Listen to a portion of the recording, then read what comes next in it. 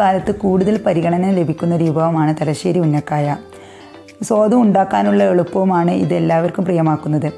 ഈ ഉന്നക്കായ തയ്യാറാക്കുന്നതിന് വേണ്ടി 2.5 കിലോ നേന്ത്രപ്പഴം ഞാൻ ഇവിടെ എടുത്ത് വെച്ചിട്ടുണ്ട്. ഇതിൻ്റെ ഒരു പാത്രത്തിൽ വെച്ചിട്ട് ഇതിൻ്റെ ഒപ്പം തന്നെ വെള്ളവും വെച്ചിട്ടുണ്ട്.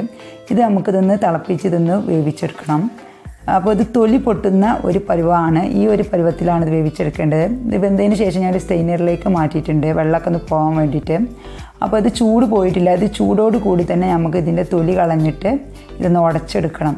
അപ്പോൾ ഞാൻ ഇതിൻ്റെ തൊലി ഒഴിവാക്കാൻ പോവുകയാണ്. ഇത് ഇങ്ങനെ പെട്ടെന്ന് ഈസി ആയിട്ട് തന്നെ നമുക്ക് ഉടച്ചെടുക്കാൻ പറ്റും.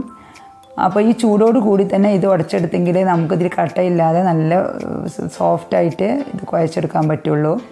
അപ്പം ഇതിൽ കട്ടയോ ഒന്നും പാടില്ല. അതെന്ന് വെച്ചിട്ട് അതിൻ്റെ ഉള്ളിലത്തെ കുരുവൊന്നും ഒഴിവാക്കേണ്ട ആവശ്യമില്ല. നല്ല നൈസായിട്ടൊന്ന് ഇതുപോലുള്ള സ്റ്റീൽ ഗ്ലാസ്സോ അല്ലെങ്കിൽ എന്തെങ്കിലും വെച്ചിട്ട് ഒന്ന് കുത്തി ഉടച്ചാൽ മതി. നമുക്ക് നല്ലപോലെ ഒന്ന് കുത്തി ഉടക്കുക ഇതുപോലെ. അപ്പോൾ നമ്മൾ ഫൈനായിട്ട് നമുക്ക് മാവൊക്കെ കുഴക്കുന്ന രീതിയിലുള്ള ഒരു മാവാണ് വേണ്ടത്. നമുക്കിത് ഉന്നക്കായ ഇത് വെച്ചിട്ടാണ് ഇതിൻ്റെ ഉള്ളിലാണ് നമ്മൾ ഫില്ലിംഗ് ഒക്കെ നടക്കുന്നത്. വളരെ എളുപ്പമാണ് ഇത് തയ്യാറാക്കാൻ. സ്വാദും വളരെ കൂടുതലാണ്.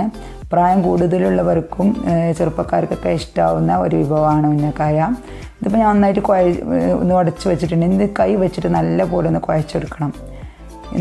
എന്നിട്ട് വേണം നമുക്ക് ഇത് ഫില്ലിങ് ഉള്ളിൽ വെക്കാൻ. ഇനി ഇതിൻ്റെ ഉള്ളിലേക്കുള്ള ഫില്ലിങ് തയ്യാറാക്കുകയാണ് ഞാൻ. അതിനായിട്ട് ഞാൻ 2 ടേബിൾ സ്പൂൺ ഗീ ഒരു പാനിലേക്ക് ഇട്ട് കൊടുത്തിട്ടുണ്ട്. ഇതിലേക്ക് ഒരു 1/2 കപ്പ് കാഷ്യൂ നട്ട്സ് ഇട്ട് കൊടുക്കുന്നുണ്ട്. ഇത് റോസ്റ്റ് ചെയ്ത കാഷ്യൂസ് ആണ്. അതുകൊണ്ട് തന്നെ ഇത് പെട്ടെന്ന് തന്നെ ഫ്രൈ ആയി കിട്ടും. നിങ്ങൾ പച്ച അണ്ടിപ്പരിപ്പ് ഇടുകയാണെങ്കിൽ ഒന്ന് കൂടുതൽ സമയം ഒന്ന് വഴറ്റി കൊടുക്കണം. ഇതൊന്ന് ജസ്റ്റ് ഒന്ന് വഴറ്റി കൊടുത്താൽ മതി. ഇനി നമുക്കിതിലേക്ക് ഞാൻ തേങ്ങ കൊണ്ടുള്ള ഫില്ലിങ്ങാണ് തയ്യാറാക്കുന്നത്.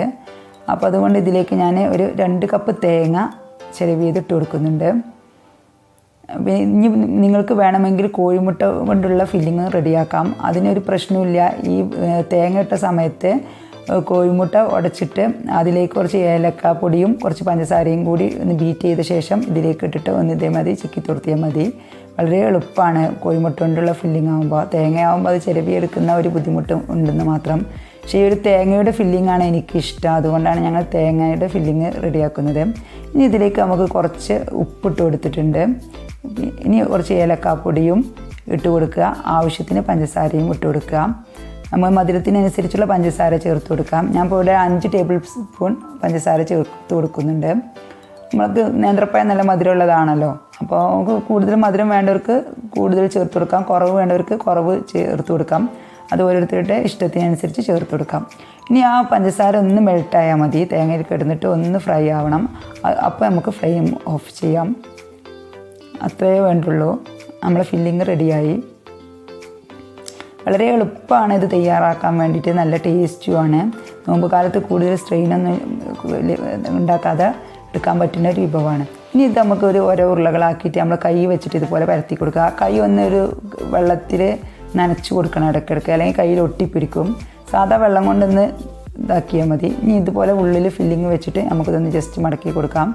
ഞാൻ വലിയ ടൈപ്പ് ഉന്നക്കായാണ് ഉണ്ടാക്കുന്നത്. ഈ 2.5 കിലോ നേന്ത്രപ്പഴം കൊണ്ട് എനിക്കിതുപോലെ ഒരു 30 ഉന്നക്കായ കിട്ടിയിട്ടുണ്ടായിരുന്നു. അപ്പോൾ നമുക്ക് ഇതുപോലെ കയ്യിൽ ഒന്ന് വെള്ളത്തിലൊന്ന് മുക്കിയിട്ട് ഇതുപോലെ നമുക്ക് എല്ലാതും ഇതേ ഷേപ്പിൽ ഉരുട്ടിയെടുക്കാം. പെട്ടെന്ന് തന്നെ ഉരുട്ടിയെടുക്കാൻ പറ്റും. ഇത് കുഴച്ചെടുക്കുമ്പോൾ കട്ടയൊന്നും ഇല്ലാതെ കുഴച്ചെടുത്താൽ മതി. നല്ല എളുപ്പമാണ് പരിപാടി. ഇതുപോലെ ഈ ഷേപ്പിൽ നമുക്ക് എല്ലാം ഞാൻ തയ്യാറാക്കി വെച്ചിട്ടുണ്ട്. 30 ഉന്നക്കായ ഉണ്ട് ഈ വലുപ്പത്തിലുള്ള.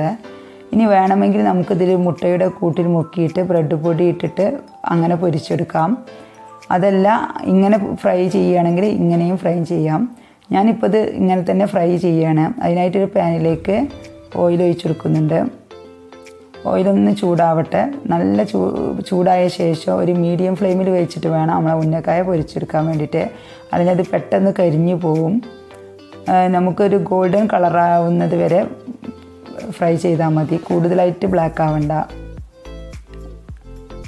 അല്ലെങ്കിൽ കരിഞ്ഞ ഒരു കളർ വന്നാൽ ഉന്നക്കായ ടേസ്റ്റ് ഉണ്ടാവില്ല. ഒരു ഗോൾഡൻ കളറാവുമ്പോൾ നമുക്ക് ഇത് എണ്ണയിൽ നിന്ന് മാറ്റാം.